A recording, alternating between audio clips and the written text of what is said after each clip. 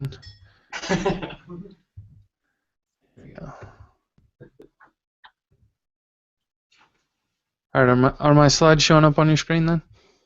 Yeah, let me see if I can full screen.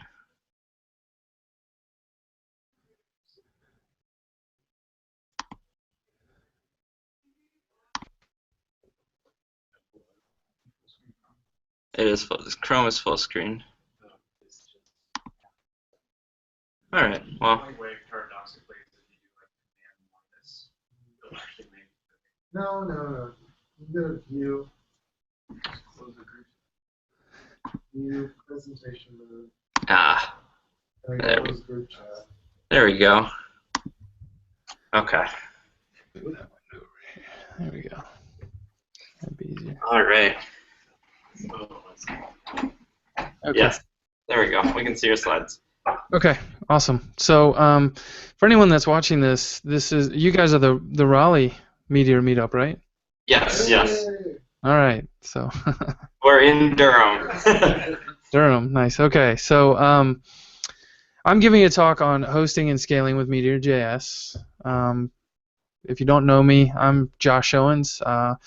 You can find me at this plethora of places below. I run the Meteor podcast. I do kind of like a weekly blog post and email called Meteor.js Club, and I also run Crater. So feel free to check any of that stuff out. So when it comes to Meteor, you have actually quite a few options for hosting now. Probably the simplest and the easiest is just hosting on the Meteor.com infrastructure. And you can just do like a Meteor deploy and then give it an app name, and it'll deploy at that subdomain. So if we say like Meteor deploy talks, then talks.meteor.com will be your app. And then they tie that to your Meteor developer user account for security purposes. So someone else can't deploy your app unless you give them permission to. I think that this is great for prototyping or showing off to a client or showing off at a demo or anything like that. But for me, the Meteor.com hosting has a few downsides. One of them is like, who do you email when something is busted or goes down? There's really no official support behind it. You could probably go hassle Slava, who might be watching this, on Twitter, and maybe he'll help you and maybe fix it. And maybe that's changed, but that was my experience quite a while ago. The other thing is you don't really get full access to the environment, so you can't really figure out what your Mongo string is for connection and like remotely looking at your database. There's really no way to like scale up and have more app servers handling things. So it's a really basic solution right now, but they are working on Galaxy. I'm guessing we'll see something within the next 6 months from them for officially hosting production apps. But for now, like I would, this is great for doing little tests, but I would not put a production app here. Next up is Modulus. So this is what the dashboard kind of looks like here.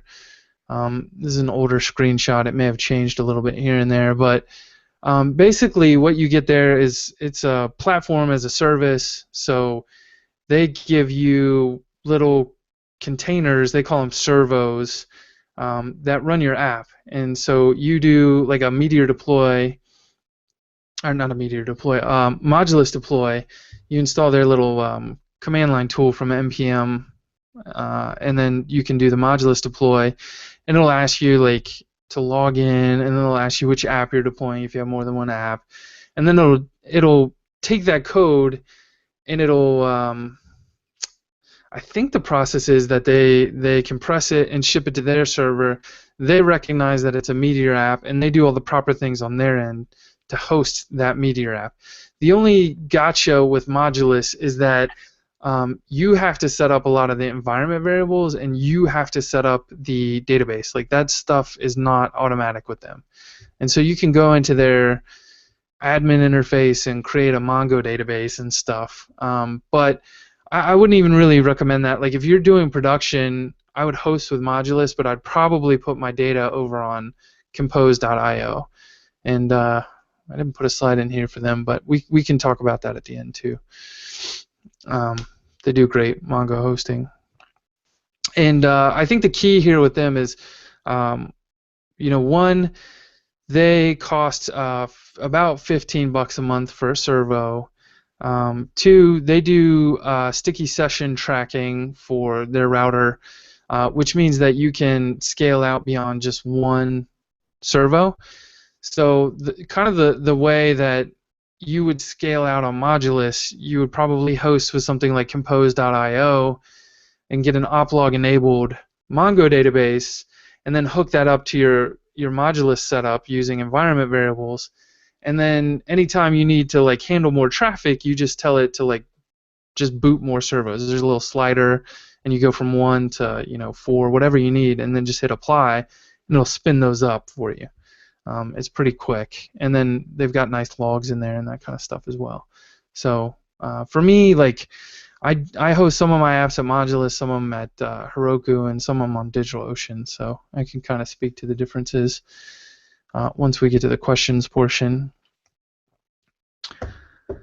Heroku is the other kind of easy hosting solution.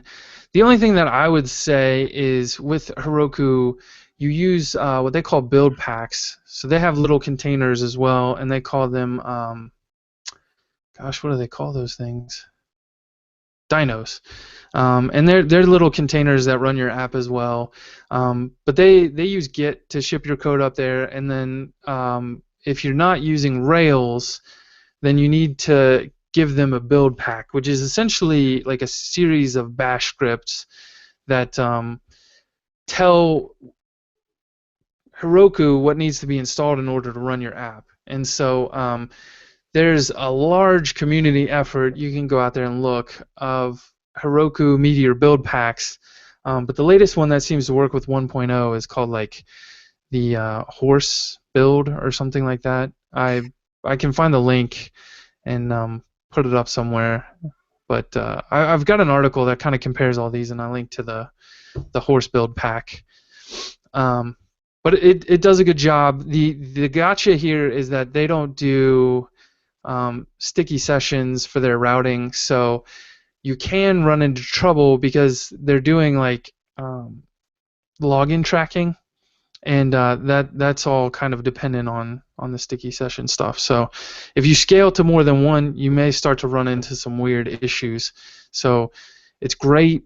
You can host for free there for your first dyno. I think if you don't have a high traffic site, Heroku does a great job, and their add-on marketplace has a lot of options as far as the Meteor or the Mongo hosting. And I think by default, when you use the horse build pack, it installs the free Mongo hosting option for you. So the third option is just hosting it on your own, and there are numerous ways you could set that up. I mean, you could use Ansible or Docker or Chef or any of this stuff.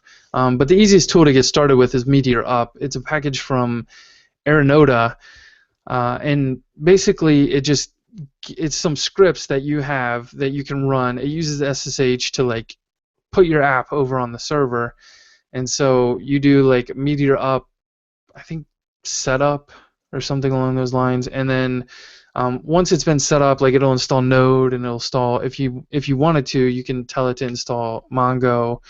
Again, like I still use Compose for when I'm using Meteor Up because I want that oplog capability from them. And then once it's set up, you just say Meteor deploy, and it'll grab the current version that's in the folder, and it'll ship it up to the server for you, and deploy it, and then restart everything. So Meteor Up's taking care of the upstart scripts and installing everything, and then it's also your deploy command. And so you can use this with any hosting provider like Linode or DigitalOcean or Amazon EC2. So pretty basic option, but I think it probably gives you the most flexibility in the long run. is if you're hosting on your own, and then like you control the routing and that kind of stuff. So you can set up your own load balancer and make sure it's done the right way. All right, so the other part of this talk is scaling. I think the biggest piece for scaling when it comes to Meteor is Mongo itself. And in 0.7 they added oplog support, and basically what that is a fancy way to say that you're going to set up a Mongo replica, and you have a master server and you have a slave server, or a primary and secondary, and the secondary servers listen to a special collection called oplog, and it's basically a list of data changes that are happening in the primary at any given time. And so those secondaries are listening to that and pulling it down and applying those changes. Well, Meteor has, with their oplog support, they just act like they're a secondary, and they listen to that oplog, and they sit there and they process all those data changes that are coming through on the Mongo server, and they're applying that. And so down on the server side of Meteor, they have what's called a merge box, which is the way that they're tracking what data the clients that are connected are interested in, and so they're able to look at the changes that are coming in, and then based on what's in the merge box, they can push that down to the client. So if you're subscribed to some data that's changed, they'll know you're subscribed, they'll see the change came, and they'll push it down the DDP pipe to you. And so that's kind of how you scale Mongo out. But the problem is, this is really kind of a double-edged sword. So the problem that oplog fixes is the fact that if you have more than one Meteor server in place, you're going to have update delays by default without oplog turned on, without the oplog support enabled. So what happens is, like, server A may run an update and send something to the database. It gets saved. Server A already knows that that data has changed, but server B doesn't have any way to know that it's changed. So what happens in regular Meteor without oplog is it's going to sit there and run what they call a pull and diff, and they're going to query the server and say, were there any changes on this data, and then they're going to see that the data changed, and it's going to ship back down to server B, and then any client that's connected that's subscribed to that data is then going to see that change. But that code was running like every 10 seconds, so you're getting a 10-second delay rather than full real time. So the way to get around that is to use oplog. So that's kind of what we were solving with the oplog change. But the issue there is, if you're pushing too much data into the Mongo server, there's no way to say, I only want to subscribe to this data from the oplog. It's all going to come down. So, like, if you're pushing a ton of data into Mongo, you may actually start to run into performance issues again, like CPU spike issues, where like it's sitting there and trying to process all those oplog changes, and it may not even care about all of them, but it still has to process through them all. So I've seen other people like Aaron Oda and Kadira. He's actually got two databases. He's got one that's sitting there. It's fronted by a Node API.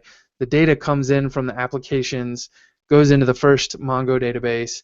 Then he runs aggregation queries and then pushes the aggregate data into the client-connected Mongo database. And so that's one way you could deal with having too much data being inserted into a Mongo database.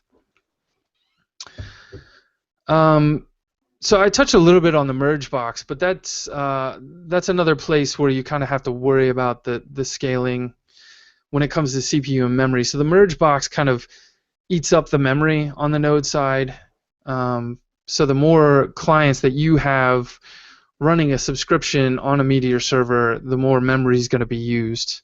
As far as I know. And then the thing to be concerned about with the CPU is, whether you're running pull and diff or are you running the oplog, how much is coming through, like I mentioned before, and then what kinds of things are you doing on the back end server side as well.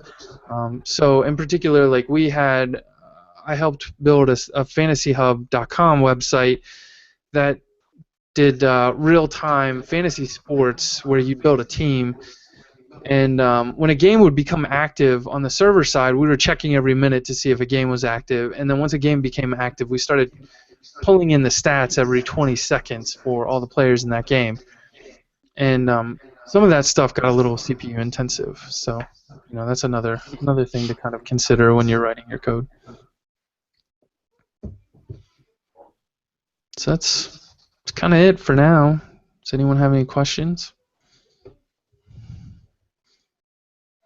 As far as the experience you've had deploying on the different options, is there one that you have a personal preference for? My personal preference would be Modulus probably first, and then DigitalOcean would be second. And I would say it just really depends on how comfortable you feel with running your own server. If you feel comfortable, I'd say go with DigitalOcean. And you use Meteor up with that, correct? Yeah. Okay. I have a question now. If you are using Modulus, how long does it usually take before you have to scale? I mean, I know it varies, but how many users can you get on consistently before you find that you have to start scaling outward? So early on, we found it was somewhere around. Whoops, I'm logging as the wrong person here. We found it was somewhere around like 70 to 100 people could be connected, but with Oplog, that number's actually gone up pretty significantly. So again, like if you're using Oplog-enabled hosting, then that works out pretty well. Wrong account. Actually, don't know that I have anything running here right now. Yeah, I don't. So you talked a lot about Composer.io as a good hosting Mongo option. I had never heard of that.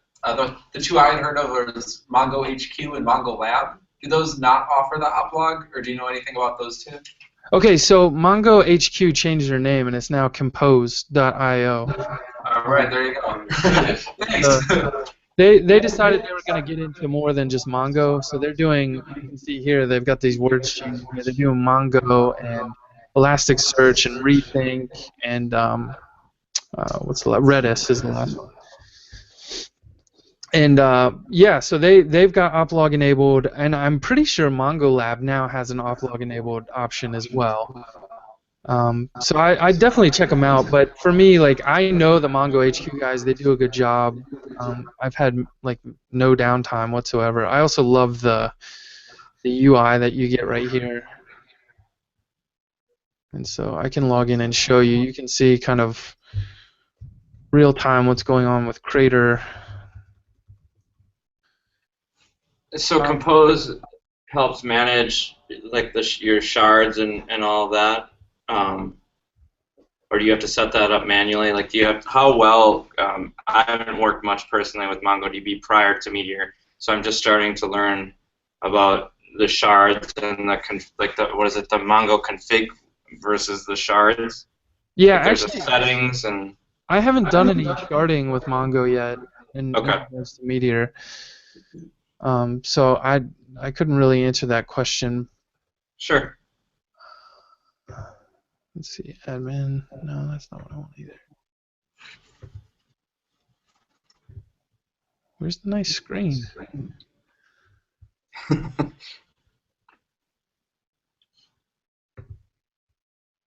Huh. No alerts. Oh, here it is, monitoring. There we go. And so if I load Crater, we'll start seeing some spikes here. Is Crater currently being hosted on a DigitalOcean with Compose? Yeah. Okay. Yeah, I wrote an article that kind of compared the three, and this is where it ended up. So this was kind of the last option that I did, so I never moved it anywhere else after that. But the whole time that I was testing all three platforms, I kept the data at Compose, and that made it very easy to move because I just had to set that Mongo URL directly to the Compose database. And so I wasn't transferring any data anywhere. I was really just deploying some Meteor files and then pointing it back here to get it working. And you're able to set up the environment or the Mongo URL via the Meteor Up settings, right? Yeah. Yeah. Let me pull up that. Show you what it looks like. There's just a JSON file that you create, and you just tell it like the host username and password, or if you're using SSH keys, just point it at your key, and then you just tell it like, set up Mongo as false for me, but set up Node as true, so it'll install the Node version. I tell it to install Phantom. Give it the app name, just Crater, and then you point it at, I don't know why he does this, but you point it at your local user directory, like where the app is located, and then you just set these environment variables here. And so I think it doesn't it zip. It like packages it up and zips it up locally and then pushes it.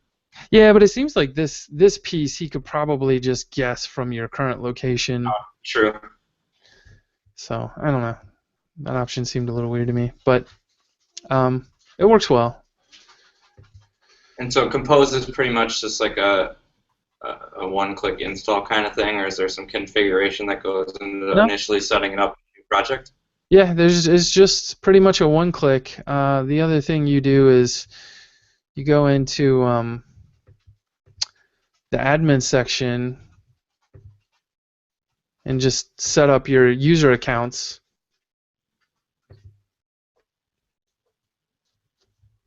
Okay. Yeah. And so you can see, like, it's not, I mean, there's a ton of posts and comments and whatnot on there, and I mean, it's only a 48 meg file size total, and the data size is 8.29 megs. So it's not, Mongo doesn't take up a lot of space necessarily. Sure. The other thing I would recommend is installing Kadira, and it gives you insight into what your Meteor app is doing. Let me go back to the dashboard here. So you can see, like, the pub sub response time is hovering around 100 right now. The method response times, they spike every once in a while. These are probably posts if we go dig deeper. CPU usage seems to hover around 10% usually. And there's about 64 to 65 people connected right now. Kind of shows you your memory usage as well. And then you can dig into the pub sub here, and we can sort by response time. And we can see whenever someone pulls up a user profile, this seems to be the slowest publication. But if you look, it doesn't have a high sub rate. It's like 0.02 per minute. Whereas like this post list users, it's 287 milliseconds, but we're getting about a half a sub a minute, a little over. So this would be a good place to maybe optimize and dig in and look. You can look at the chart here. We can click on the response time, and then you can actually pull up a trace of the subscription, and you can see post list was the slowest returner, and actually for some reason it got ran twice. So 3 times actually. So there's probably some kind of optimization in here that could be done in the subscriptions to make this a little faster. So. Do you have any thoughts about the best way to set up your collections in Mongo? The best way to what? Collections in Mongo. You know, how you set up your document structure. Have you had any experience of doing it one way that works better than another? Yeah, so I think to me, like, I tend to denormalize my data a lot of times. So I'll have collections for each kind of thing in an app. So, for instance, I do a training class and we build a Twitter clone, and in that one, I've got users and tweets, and we've got the idea of mentions. Those are tracked separately.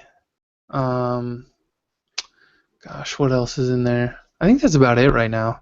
It's pretty basic, but I try to keep those in separate collections, and then we do lookups based on the keys that are being passed in. Does that answer your question? Or were you looking for something different? No, that's what I was looking. And your most recent post kind of touches on that, the comments one, right? Yeah, that's what I was gonna say. So, kind of a fun way to drive a join. In here, I take an ID off the route, so like /post/ID, and then I subscribe to both the post and the post comments based on that post ID. So it's kind of an easy way to get that data to flow in correctly without having to go to too much trouble. I have a question. Sure. This might be too far of an aside, but have you looked at PureDB? Do you have any thoughts on that kind of merging? So I haven't actually used it.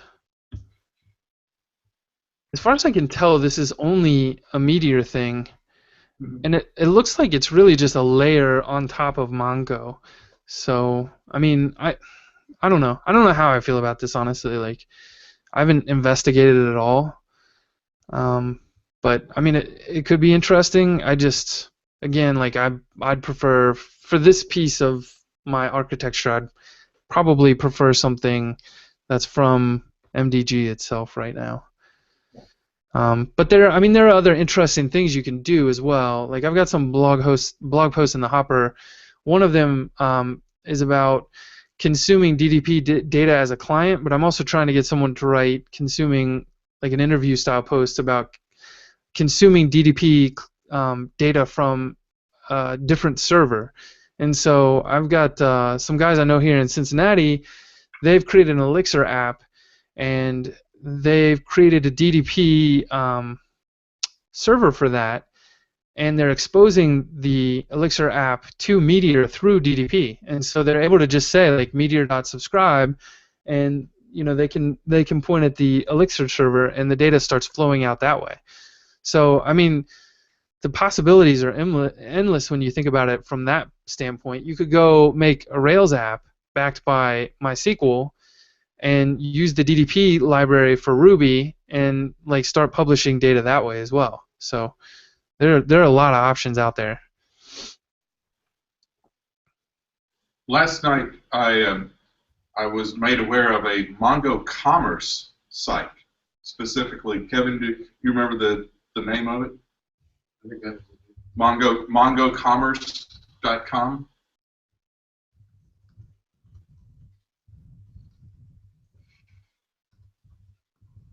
Is that MongoCommerce.com? No. Maybe a hyphen in there.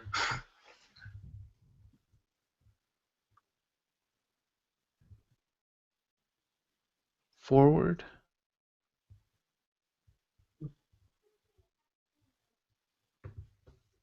Are you thinking about React Commerce or Reaction Commerce?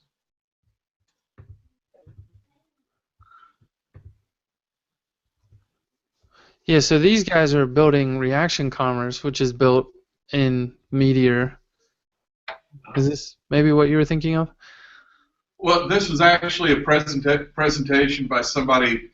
It was a .NET presentation. Oh, he was using a site called Mongo Commerce, and the rates that they were charging for space and processing on their site were really cheap. Yeah, I don't know. All right. Well, did anyone else have any more questions? I did have one more, and this may be antithetical to the philosophy behind Meteor, but with the reactivity built in, but have you looked at caching at all as an option to improve performance? I honestly haven't really had to think about that a whole lot. I would think, if that's a concern, you could probably move some data to Redis. Redis is pretty zippy. But again, I know that there are people that have also worked on sharding, so that's another way you could probably enhance performance without getting too crazy. Abigail Watson's done some stuff there, I think, with sharding. But no, I really honestly haven't gotten to the point where I've had to cache a whole lot. I can't think of any instance where I've cached anything.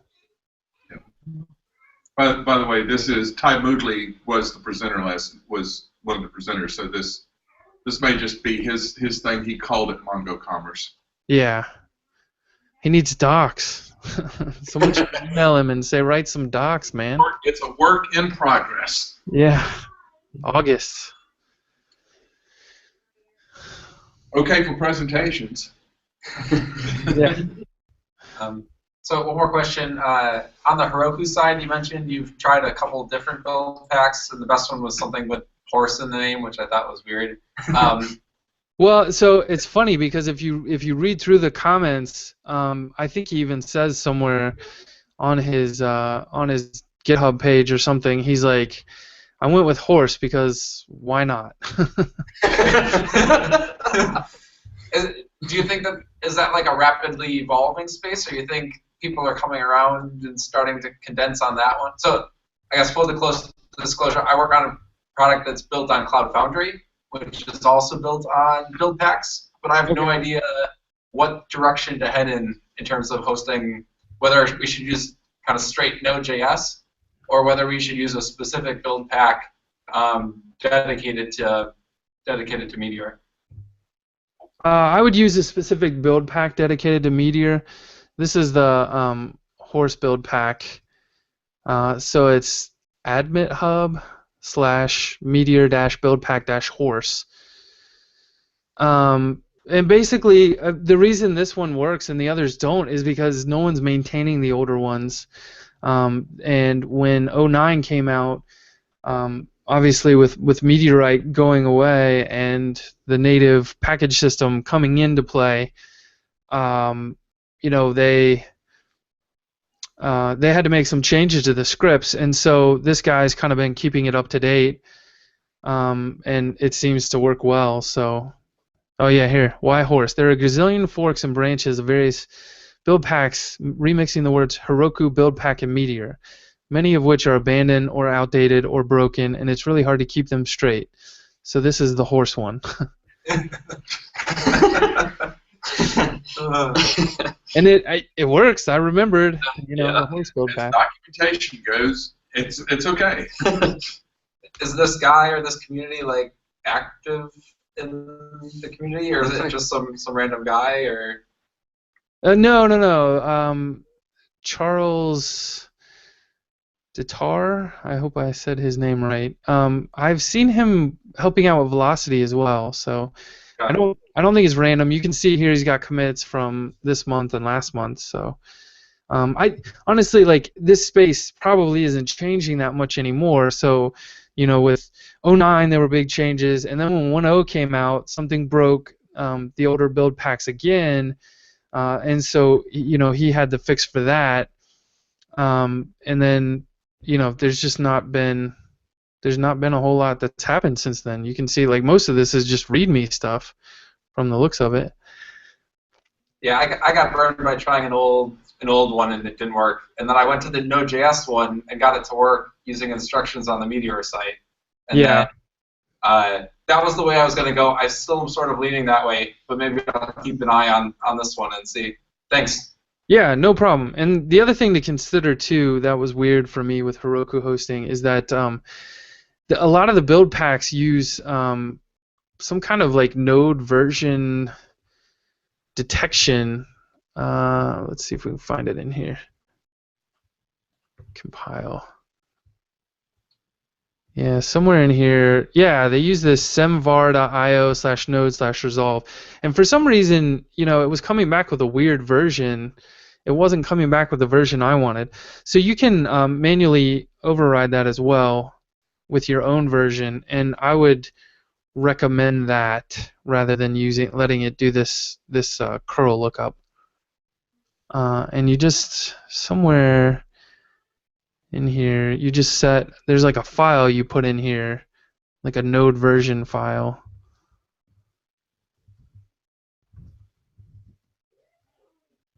Man, my machine's slow today.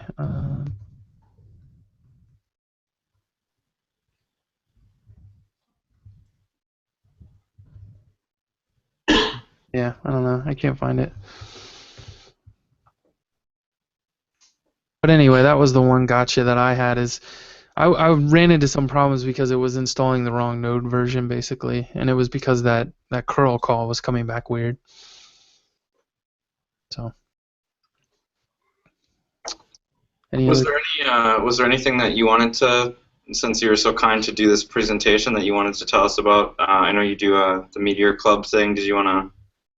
Yeah, just if you haven't, I'd say just go to Meteor.js.club, pop in your email address and name, and you'll get like weekly emails about the blog posts that I'm doing, and I do a Q&A, so there's probably one coming up next week with Sam, who's watching, but I haven't set a date yet. So, like, I'll email that date out to the mailing list, and you can come and we'll kind of do like a live question and answer.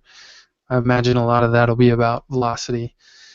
And then the other thing that I've started doing is Patreon. So you can go to patreon.com/meteorclub, and if you sign up for like the $10 per month support, then you'll get access to the Slack chat room. So it's kind of fun. Got a couple people hanging out in there. Very cool. Yeah. All right. Well, thank you very much, Josh. Yeah. Thanks for having me, guys.